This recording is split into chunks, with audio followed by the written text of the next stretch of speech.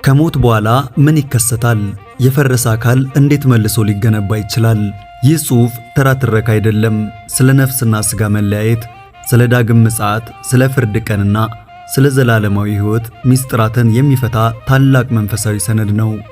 በኖህ መርከብ፣ በአብርሃም መሥዋዕትና በተፈጥሮ ክስተቶች ውስጥ የተደበቁት የትንሣኤ ምሳሌዎች ምን እንደሆኑ ያውቃሉ? ሰላም የእግዚአብሔር ቤተሰቦች እንደምን አላችሁ? የእግዚአብሔር ጸጋና ሰላም ከሁላችንም ጋር ለዘላለሙ ይኑር። ለቻናላችን አዲስ ከሆኑ ሰብስክራይብ በማድረግ ይህ ቪዲዮ ለሌሎች እንዲደርስ ደግሞ ላይክ በማድረግ ቤተሰብ ይሁኑ። ምስጢረ ትንሣኤ ሙታን። ትንሣኤ ሙታን ማለት ተለያይተው በተለያየ ስፍራ ይኖሩ የነበሩ ነፍስና ሥጋ እንደገና ተዋህደው መነሳትና ከሞት በኋላ በነፍስና በሥጋ ሕይወት ማግኘት ማለት ነው። ፍጥረታዊ ሰው ጊዜው ሲደርስ የሚሞት መሆኑን ማለትም ነፍስና ሥጋ እንደሚለያዩ በተለያየ ስፍራ እንደሚኖሩ ቀደም ሲል ተገልጿል። ይሁን እንጂ እነዚህ የተለያዩ ሥጋና ነፍስ በመጨረሻው ዘመን ተዋህደው በማይፈርስና በማይበሰብስ ሥጋ እንደሚነሱ የሚገልጸው የቤተ ክርስቲያን እምነትና ትምህርት ምስጢረ ትንሣኤ ሙታን ይባላል። ይህም ትምህርት ለሰው አስተሳሰብ ረቂቅ ምስጢር በመሆኑ ምስጢረ ትንሣኤ ሙታን ተብሏል። ስለ ትንሣኤ ሙታን የተነገሩ ትንቢቶች። ምስጢረ ትንሣኤ ሙታን ቀደም ብሎ በነቢያት ይታወቅ ስለነበር ስለ ትንሣኤ ሙታን ብዙ የተነገሩ ትንቢቶች ነበሩ። ትንቢተ ኢሳይያስ 26:19 በዓለም የሚኖሩ ይወድቃሉ፣ ሙታንስ ሕያዋን ይሆናሉ፣ ሬሳዎችም ይነሳሉ በማለት ነቢዩ ኢሳይያስ ነቢዩ እግዚአብሔር ኢሳይያስ ተናግሯል። ትንቢተ ዳንኤል 12:2 በምድር ትቢያ ውስጥ ካንቀላፉት ብዙዎች ይነቃሉ፣ እኩሌቶቹ ወደ ዘላለም ሕይወት፣ እኩሌቶቹ ወደ አፍረትና ወደ ዘላለም ጉስቁልና ይላል። እንዲሁም በአዲስ ኪዳን ስለ ትንሣኤ ሙታን በሰፊው ተጽፎ እናገኛለን። አንደኛ ተሰሎንቄ 4:14 ኢየሱስ እንደሞተና እንደተነሳ ካመንን እንዲሁ በኢየሱስ ያንቀላፉትን እግዚአብሔር ከእርሱ ጋር ያመጣቸዋል። ዮሐንስ 5:28 እስከ 29 በመቃብር ያሉት ሁሉ ድምፁን የሚሰሙበት ሰዓት ይመጣል። መልካም ያደረጉ ለሕይወት ትንሣኤ፣ ክፉም ያደረጉ ለፍርድ ትንሣኤ ይወጣሉ። አንደኛ ቆሮንቶስ 15:12 ክርስቶስ ከሞት እንደተነሳ የሚሰብክ ከሆነ እንዴት ከናንተ አንዳንዶቹ የሙታን ትንሣኤ የለም ይላሉ? ሙታን ከሞት የማይነሱ ከሆነ ክርስቶስ አልተነሳም፣ ካልተነሳ ደግሞ የኛ ትምህርትም የናንተ እምነትም ከንቱ መሆኑ ነው። ቀጠል በማድረግ ስለ ክርስቶስ መነሳትም ሆነ የትንሣኤ ምስጢር ሲናገር ክርስቶስ ላንቀላፉት በኩራት ሆኖ ከሙታን ተነስቷል። ሞት በሰው በኩል ስለመጣ ትንሣኤ ሙታን በሰው በኩል ሆኗል። የምስጢረ ትንሣኤ ሙታን ምሳሌ በአቤል ሞት ሞታችን፣ በሄኖክ ርገት ትንሣኤያችን ታውቋል። ዘፍጥረት 4:8 ዘፍጥረት 5:24 የኖህ ሕዝቦች ኃጢአት በሰሩ ጊዜ በበደሉ ጊዜ እግዚአብሔር ኖህን መርከብ እንዲሠራ አዘዘው። ኖህም መርከቡን ሠራ።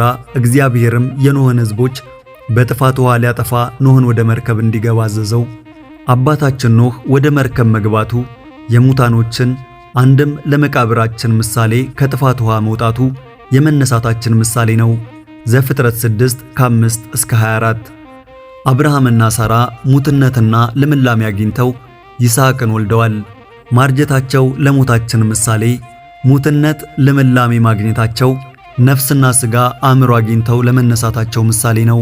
ዘፍጥረት 18:1 እስከ 15 እግዚአብሔር ለአብርሃም በስተርጅና ጊዜ ያገኘውን ልጁን እንዲሰዋለት አዘዘው።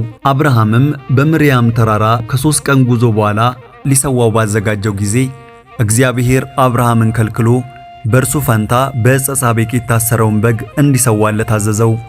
ዘፍጥረት 22:1 ይስሐቅ አባቱ በሕሊናው ከሰዋው በኋላ ከሞት መዳኑ የትንሣኤው ምሳሌ ነው። ያዕቆብና ዮሴፍ በሞታቸው ጊዜ አጥንታቸው ከግብፅ ወደ ከነዓን እንዲወጣ ተናግረዋል። ግብፅ የመቃብር፣ ከነዓን ደግሞ የመንግሥተ ሰማያት ምሳሌ ነው። ዮሴፍና ያዕቆብ አውጡት ማለታቸው ትንሣኤ ሙታንን ለመግለጽ ነው።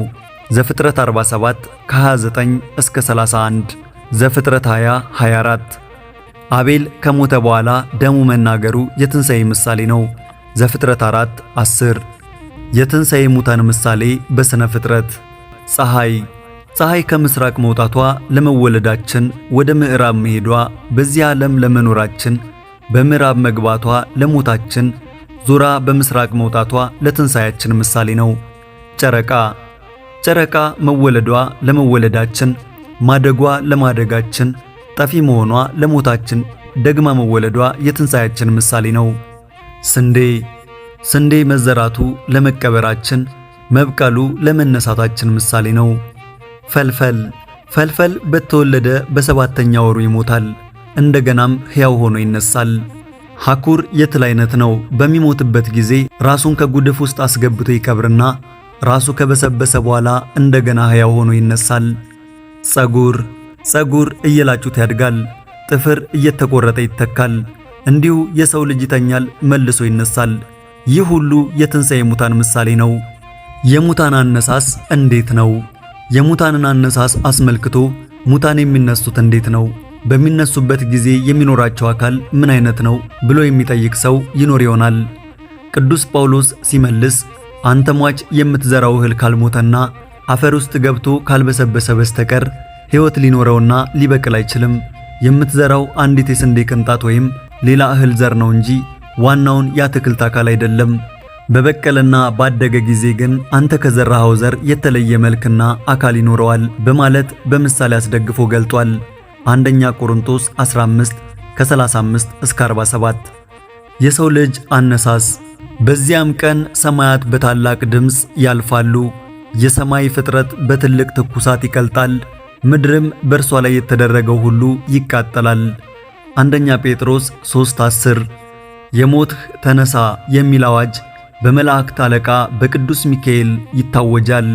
3 ረቂቃን ነጋሪቶች ይመታሉ። ነጋሪት ሲባል የጌታ ትእዛዝ ነው። ጌታ ራሱ በትእዛዝ በመላእክት አለቃ ድምፅ በእግዚአብሔር መለከት ከሰማይ ይወርዳል። አንደኛ ተሰሎንቄ 4:17 እንዳለ የመጀመሪያው ረቂቅ ነጋሪት ሲመታ አውሬ የበላው ነፋስ የበተነው ያለቀው የደቀቀው ሁሉ ራሱ በፈረሰበት ቦታ ላይ ይሰበሰባል። ቅዳሴ ያዕቆብ ዘስሩግ ቁጥር 91። ሁለተኛው ረቂቅ ነጋሪት ሲመታ አጥንትና ሥጋ ተዋህደው ሳይንቀሳቀስ ትኩስ ሬሳ ይሆናል። አጥንቶችና ጅማቶች ከሥጋና ከደም ጋር ይያዛሉ። እስኪነሱ ያለመንቀሳቀስ ፍጹም በድን ይሆናል። ሦስተኛው ረቂቅ ነጋሪት ሲመታ በቋሚ አካል በምትናገር አንደበት ከራስ ፀጉራቸው እስከ እግር ጥፍራቸው ከቁጥር ሳይጎድሉ ከሰውነታቸው ሳይከፈሉ ወንድም በአቅመ አዳም የ30 ዓመት ጎልማሳ፣ ሴት በአቅመ ሔዋን የ15 ዓመት ቆንጆ ሆነው በ40 ቀን በእናቱ ማኅፀን ደም ሆኖ የወረደው ጽንስ ሳይቀር በጎም ይሁን ክፉ ሥራቸውን ይዘው ይነሳሉ። ሐዋርያው ቅዱስ ጳውሎስ እንዳለው እነሆ አንድ ኃጢአት እነግራችኋለሁ፣ ሁላችንም አንሞትም፣ ነገር ግን ሁላችንም እንለወጣለን። የምንለወጠውም የመጨረሻው መለከት በሚነፋበት ጊዜ እንደ ዓይን ቅጽበት በአንድ ጊዜ ነው ብሏል። አንደኛ ቆሮንቶስ 15 ከ21 እስከ 22። ጌታም ራሱ በማቴዎስ 25 ከ31 እስከ 47 ባለው መሠረት በጎቹን በቀኝ ፍየሎቹንም በግራ ያቆማቸዋል። ጻድቃንን በበግ ኃጥአንን በፍየል መስሏቸዋል። ለምን ተመሰሉ ቢባል የበጎች ተፈጥሮ ከጻድቃን ሥራ ጋር ስለሚመሳሰል፣ የፍየሎች ተፈጥሮ ደግሞ ከኃጥአን ጋር ስለሚመሳሰል ነው። ምክንያቱም በጎች ደጋ እንጂ ቆላ አይስማማቸውም። ጻድቃንም በመከራ ሥጋ እንጂ በተድላ በደስታ ለመኖር ሲሉ ሃይማኖታቸውን ክደው ስብዕናቸውን አጉድፈው በምግባር ብልሹነት አይገኙም። ፍየሎች በቆላ እንጂ በደጋ አይኖሩም። ኃጥአንም በተድላ ደስታ ለመኖር ሲሉ ሃይማኖታቸውን ለኃላፊ ነገር ይለውጣሉ። በጎች እረኛቸው ባሰማራቸው ስፍራ ጸንተው ይኖራሉ። ጻድቃንም እረኛቸው ክርስቶስ ባሰማራቸው በአንዲት ሃይማኖት ጸንተው ይኖራሉ። ፍየሎች እረኛቸው ባሰማራቸው ስፍራ ጸንተው አይቆሙም። እንዲሁ ሲባዝኑ እረኛቸውን ያደክማሉ ወይም የአውሬ ሲሳይ ይሆናሉ። ኃጥአንም በሃይማኖታቸው አይጸኑም። ሦስተኛው በጎች ጥቂት ሳር ካገኙ ተፋቅረው በአንድነት ያንኑ ይነጫሉ። ጻድቃንም ያገኙትን ከሌሎች ጋር ሆነው ተፋቅረው በአንድነት ይመገባሉ። ምቀኝነትና ስስት የለባቸውም። ፍየሎች ግን የሚመገቡት ሳር ቅጠል ሞልቶ ለሁላቸውም ሲበቃ ከስስታቸው የተነሳ አንዱ ሌላውን ሲወጋ ከሌላው ጋር ሲጣላ ይታያሉ። ኃጥአንም በኑሯቸው ምንም ሳያጡ ሌላው ሲራብና ሲጠማ እያዩ ካላቸው ማካፈል ሲገባቸው እነርሱ ግን የሌላውን ሀብት በመመኘት ሲካሰሱ፣ ሲጣሉ፣ ሲመቀኙ ይገኛሉ። አራተኛው የበጎች ላታቸው የወደቀ ኀፍረተ ሥጋቸው የተሸፈነ ነው። የጻድቃን ኃጢአታቸው በሰው ዘንድ የተገለጠ አይደለም። በኋላም ተሰናክለው ቢወድቁ ሌላው ሰው ሳይሰናከልባቸው የንስሐን ምርኩዝ ተመርኩዘው በፍጥነት ይነሳሉ። የፍየሎች ላታቸው የተሰቀለ ኀፍረተ ሥጋቸው የተጋለጠ ነው። ኀጣንም እንዲሁ ናቸው። ነውራቸው አደባባይ የወጣ ኃጢአታቸው ለሰው የተገለጠ እነርሱም በዚህ የማያፍሩ ናቸው። አምስተኛው በጎች አቆልቁለው እንጂ አሻቅበው አያዩም። ጻድቃንም ሁልጊዜ በትሕትና ሕይወታቸውን ይመራሉ።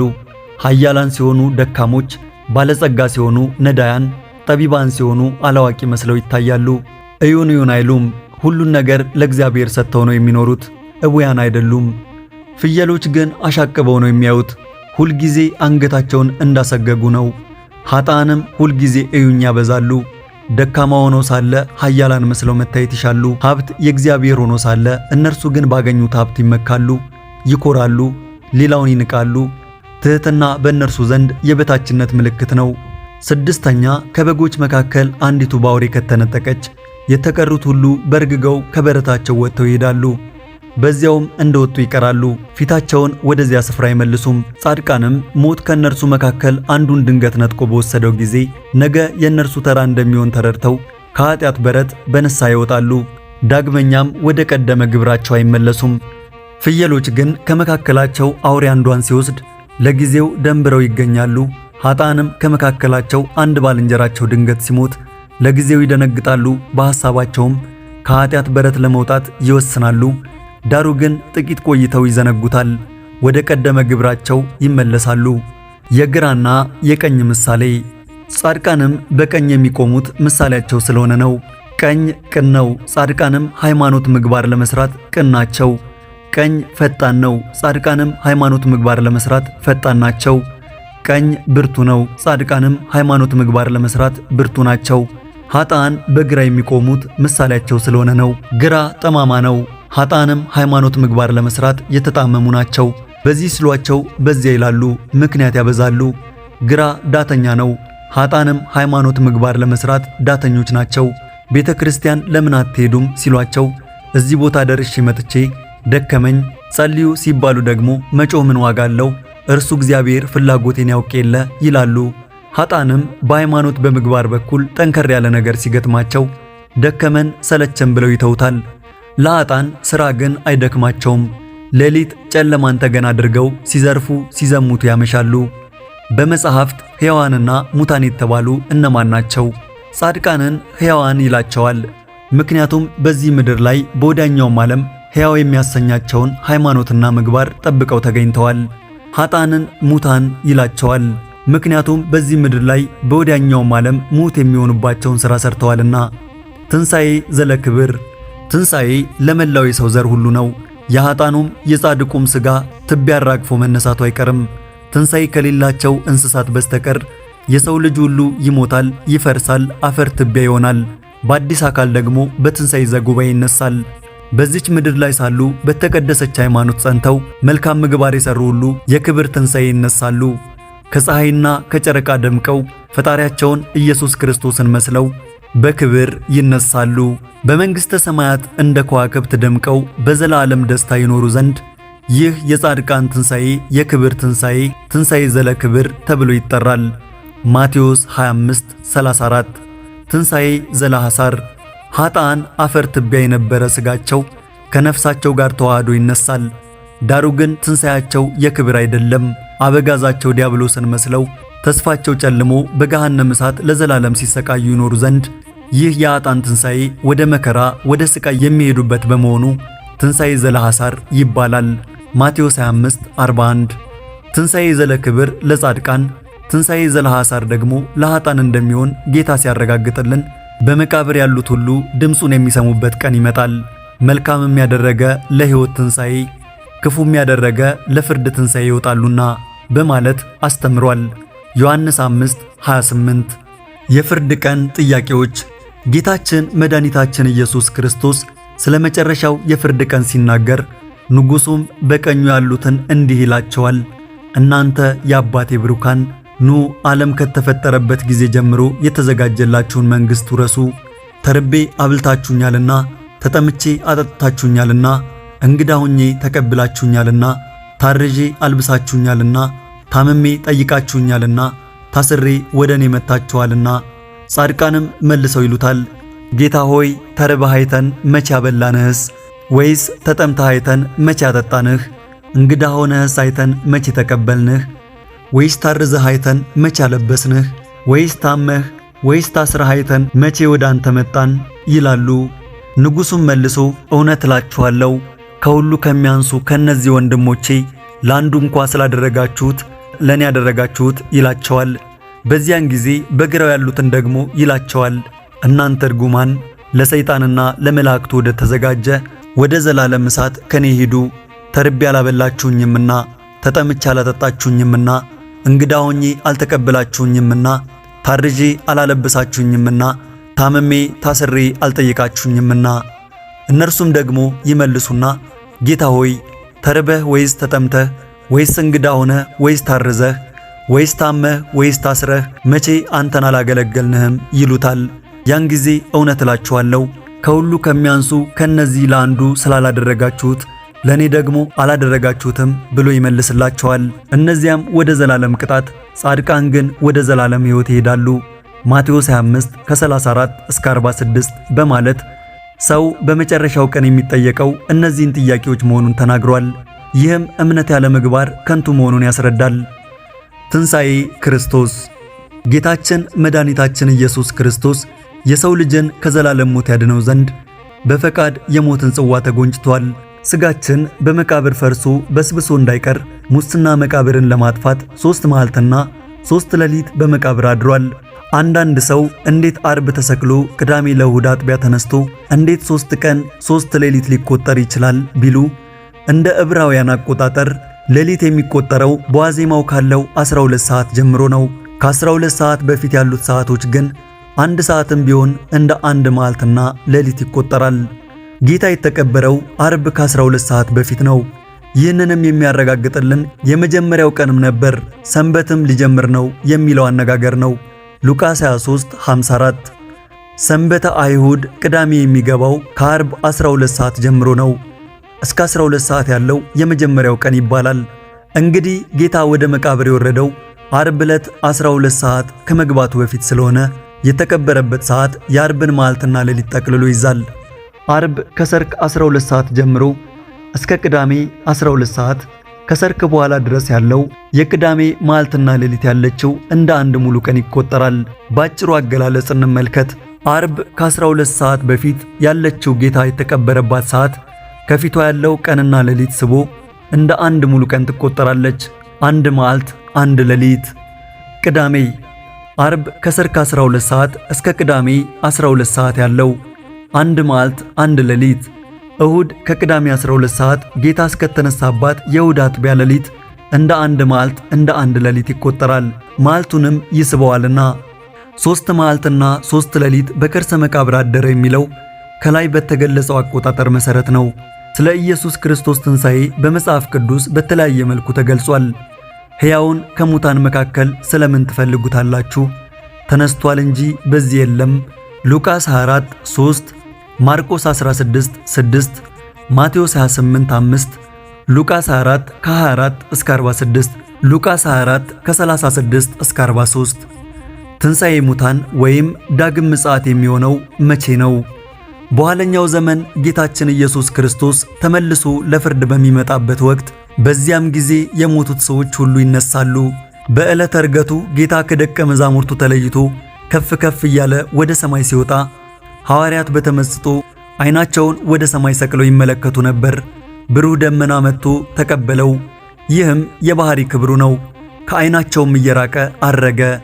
ነጫጭ ልብስ የለበሱ 2 መላእክት ተገልጠው ሰማይ ሰማይ እያያችሁ ከዚህ ለምን ትቆማላችሁ? ይህ ከዓይናችሁ እየራቀ ያረገው ኢየሱስ ዳግም በግልጥ ይመጣል ብለው ዳግም ምጽአቱን ነገሯቸው። ዮሐንስ ወንጌላዊውም እነሆ ከደመና ጋር ይመጣል፣ ዓይንም ሁሉ የወጉቱም ያዩታል በማለት የጌታን ዳግም ምጽአት አረጋግጧል። የሐዋርያት ሥራ 1:11፣ ራእይ ዮሐንስ 1:7። አመጣጡም በሥጋ ማርያም በክበበ ትስብእት በመሆኑ ልበ አምላክ ዳዊት እንዲህ በማለት ገልጿል። ከክብሩ ውበት ከጽዮን እግዚአብሔር ግልጥ ሆኖ ይመጣል። መዝሙር 49:2። ሐዋርያው ቅዱስ ጳውሎስ ጌታችን ኢየሱስ ክርስቶስ ከቅዱሳኑ ሁሉ ጋር ይመጣል በማለት ተናግሯል። ትክክለኛው የሚመጣበትን ቀን ግን ማንም ፍጡር አያውቅም። ስለዚያች ቀንና ስለዚያች ሰዓት ግን ከአባት ብቻ በቀር የሰማይ መላእክትም ቢሆኑ ልጅም ቢሆን የሚያውቅ የለም ተብሎ በጌታ እንደተገለጸ ማቴዎስ 24:36 ከአብ ከወልድ ከመንፈስ ቅዱስ በቀር የሰማይ መላእክትም ልጅም የተባለ የአዳም ዘር አያውቁትም። ይህ ይሆናል አይቀርም። ጌታም ይመጣል። የቅዱሳን ዋጋም እንዲሁ በከንቱ አይቀርም። የኃጥአንም የሥራቸው ደሞዝ አይነፈጋቸውም። ለሁሉም እንደ ሥራው ይከፈላል። እነሆ በቶሎ እመጣለሁ፣ ለእያንዳንዱም እንደ ሥራው መጠን እከፍለው ዘንድ ዋጋዬ ከኔ ጋር አለ ራእይ 22:12 ብሎ ሐዋርያው እንደተናገረ። በምስጢረ ትንሣኤ ሙታን ላይ የሚነሱ ጥያቄዎች አውሬ የበላቸው ሰዎች ወደ አውሬው ሥጋነት የተለወጡ ስለሆነ በትንሣኤ ወቅት ሥጋቸው ከአውሬው ሥጋ ተለይቶ እንዴት ይነሳል? መልሱ አፈርና እህል በአንድነት ተቀላቅሎ ቢዘራ አፈሩ እዚያው አፈር ሆኖ ሲቀር እህሉ ግን ይበቅላል። አውሬ የበላቸው የሰዎች ሥጋም በትንሣኤ ወቅት በእግዚአብሔር ሥልጣን የነሱ ሥጋ ከአውሬው ሥጋ ተለይቶ ሲነሳ የአውሬው ሥጋ ግን ትንሣኤ ስለሌለው እዚያው ፈርሶ ይቀራል። ሁለተኛው ዘላለማዊ ቅጣት የለም። ኃጥአን በገሃነመ እሳት ለዘላለም ቅጣት አይገጥማቸውም። ይህ ከእግዚአብሔር ባሕሪ ጋር አይሄድም። በዘላለም በነፍስ በሥጋ ይሞታሉ እንጂ የሚለው ነው። መልሱ እግዚአብሔር ርኅሩህ እንደሆነ ሁሉ ፈታሒ በርኅቱም ነው። ርኅራኄውን፣ ፈጻሚነቱ፣ ፈራጅነቱን ርኅራኄው አያደናቅፈውም። ኃጢአት ላደረገ ከትእዛዙ ለወጣ ሁሉ የተናገረው የፍርድ ቃል በእርሱ ላይ በትክክል ይፈጸማል። እግዚአብሔር ኃጢአትን ላደረጉ መላእክት ሳይራራላቸው ወደ ገሃነም ጥሎ በጨለማ ጉድጓድ ለፍርድ ሊጠበቁ አሳልፎ ከሰጣቸው ለቀደመው ዓለም ሳይራራ ከሌሎች 7 ጋር ጽድቅን የሚሰብከውን ኖኅን አድኖ በኃጢአተኞች ዓለም ላይ የጥፋት ውሃን ካወረደ ኃጢአትን የሚያደርጉ ዘንድ ላሉት ምሳሌ አድርጎ ሰዶምና ገሞራን አመድ እስኪሆኑ ድረስ አቃጥሎና ገልብጦ ከፈረደባቸው ጻድቅ ሎጥም በመካከላቸው ሲኖር ዓይኑ እያየ ጆሮው እየሰማ ዕለት ዕለት በገዳይነት ሥራቸው ጻድቅ ነፍሱን አስጨንቆ ነበርና በገዳይነት ሲኖሩ የቆዩትን ያን ጻድቅ ነፍስ ጌታ እግዚአብሔርን የሚያመልኩትን ከፈተና እንዴት እንዲያድን በደለኞችንም ይልቁንም በረከሰ ምኞት የሥጋን ፍትወት እየተከተሉ የሚመላለሱትን ጌትነቱንም የሚንቁትን እየቀጣቸው ለፍርድ ቀን እንዴት እንዲጠብቅ ያውቃል። ሁለተኛ ጴጥሮስ 2:4-9 ስለሆነም ጌታችን ስለ ቃሉ ተፈጻሚነት ሲያረጋግጥልን ቃሌ ከሚያልፍ ሰማይና ምድር ቢያልፍ ይቀላል ማቴዎስ 5:18። ስለዚህ ዘላለማዊ ቅጣት በመጽሐፍ ቅዱስ የተገለጸውን እውነት አምዘግዝጎ በመጣል በራስ ሐሳብ በመደገፍ የዘላለም ቅጣት የለም ማለት ክህደት ነው። እነዚህ ጥቅሶች ስለ ዘላለማዊ ቅጣት መኖሩን በግልጽ የሚያሳዩ ናቸው። ማቴዎስ 15:41-46፣ ማቴዎስ 25:31፣ ሁለተኛ ጴጥሮስ 2:4፣ መዝሙር 9:17። ጻድቃንና ኃጥአን በስህተት ተቀላቅለው አይነሱምን? መልሱ ተቀላቅለው አይነሱም የሚል ነው። ኃጥአን ኃጢአታቸውን ይዘው ሲነሱ፣ ጻድቃን ደግሞ የጽድቅ ሥጋቸውን ይዘው ነው የሚነሱት። ምሳሌ ኑግና ስንዴ በአንድነት ተቀላቅለው በአንድ መሬት ላይ ቢዘሩ ኑግ ሆኖ ይበቅላል እንጂ ስንዴ ሆኖ አይበቅልም። እንዲሁ ስንዴ ደግሞ ስንዴ ሆኖ ይበቅላል እንጂ ኑግ ሆኖ አይበቅልም። ኃጥአንም እንዲሁ የጻድቅን ሥራ ይዘው አይነሱም፣ ጻድቃኖችም የኃጥአንን ሥራ ይዘው አይነሱም። ሰው ከፈረሰ ከበሰበሰ በኋላ እንዴት ይነሳል? ይህን ጥያቄ ሐዋርያው ቅዱስ ጳውሎስ ሲመልስ አንተ ሞኝ፣ አንተ የምትዘራው ስንዴ ሳይሞት ሳይፈርስ ሳይበሰብስ ፍሬ እንደማያፈራ አታይምን? ሰውም እንደዚሁ አንደኛ ቆሮንቶስ 15:36 በማለት ይመልሳል። ወስብሐት ለእግዚአብሔር ወለወላዲቱ ድንግል ወለመስቀሉ ክቡር አሜን።